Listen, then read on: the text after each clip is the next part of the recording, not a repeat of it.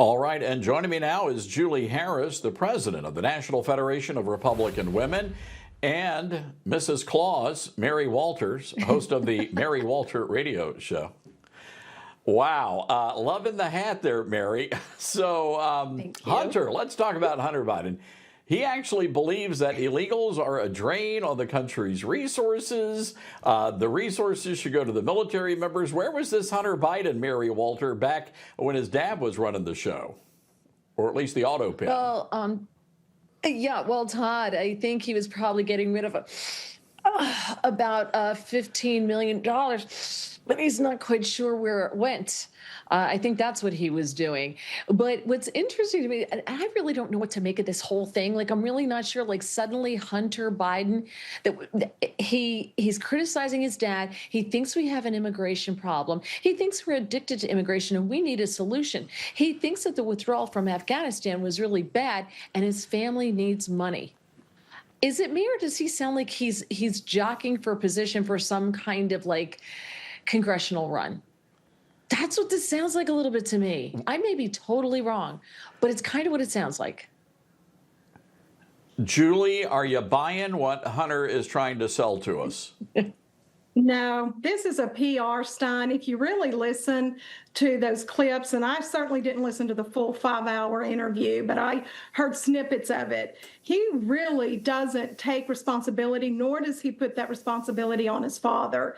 I see it as a way to get back in there and kind of redeem the Biden name, appeal to the emotions of the American people. Sure, the Afghanistan withdrawal was poorly done, but we can blame the generals. We can blame the military leadership. And yeah, we need immigration policy, but it was the Republicans' fault. They wouldn't come together. And it was Trump. You know, he came in and said, don't join with the Democrats in this immigration policy. Well, we've seen what President Trump has done in less than a year, stopping the influx of immigration. And Biden could have done the same thing. And then to talk about his millions of dollars in debt, and no one's coming in to rescue Hunter Biden. Well, his father gave him a lifeline, and that rescue was that pardon. And so while they may not be a multi-billion-dollar family, we're looking at his father, who was, 36-year senator, 8 vice president, 8 years for VP, 4 for president. This isn't your typical struggling family. All right. Well, regardless, he is complaining that he's in debt. Let's take a listen to this. I got, I don't know, $14-15 million in debt that I have no idea that I'm going to off. Nobody's riding to the rescue for Hunter Biden. Like, we have no generational wealth. I don't have any, despite what these guys say, like, there's no billions of dollars buried underneath my dad's house. You know, Mary, I guess the paintings just aren't selling like they used to. Nobody's in the market for landscapes. Yeah, well, I thought he lost a lot of them, too, in the California fire. He apparently lost a lot of those priceless paintings. But, he sits here and he had millions at one point in time. He had millions. He was getting paid millions to sit on the board of Burisma, to be for his business savvy. At the same time, he was, drug addled, and we should feel sorry for him because of his addiction. He had the money. He blew it. He blew the money. And that's why no one feels sorry for Hunter Biden. He's not a sympathetic character, try as hard as he may. And, given what Julie said, that just reaffirms my opinion, my suspicion that maybe he's going to run for some kind of political office. And I could be totally off, but he answered all those questions exactly the way a politician would. Blamed everybody else. Woe is me. I'm not sympathetic. I don't know. I think that may be in the works, but I highly doubt there's any kind of rift with him and his parents. And I find it hard to believe that the Bidens are dirt poor. Yeah, and may we never, ever have Hunter butt naked in the bathtub with the cigarette dangling out of his mouth on screen at the same time with the beautiful Mary Claus. That's just unacceptable. Julie, wow. Sorry Sorry for that visual, ladies and gentlemen. Julie, let's talk politics real quick. We're gearing up for the midterms, and there does seem to be a little bit of friction right now within the Republican circles. What do the Republicans need to do to make sure we get this across the finish line and we control Congress coming up in November? Well, we really need a repeat of 2024, which means that we have to come together.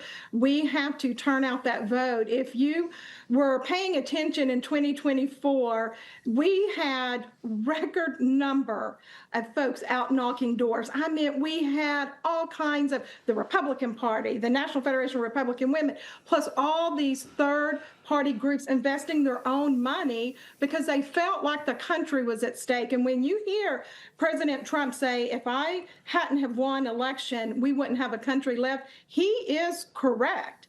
And so we're going to have to put the differences aside, and we're going to have to work just like our country is on the line again. We're going to have to define our message.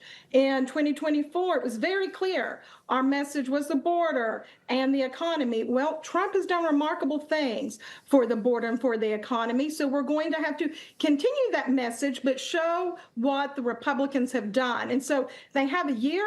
We need to see them do remarkable things in 2026 so that it kind of paves the way for us to win in the midterms. And Mary, maybe it's time for us to take all these so-called conservative social media influencers out to the woodshed and have a come to Jesus meeting with them. What say you?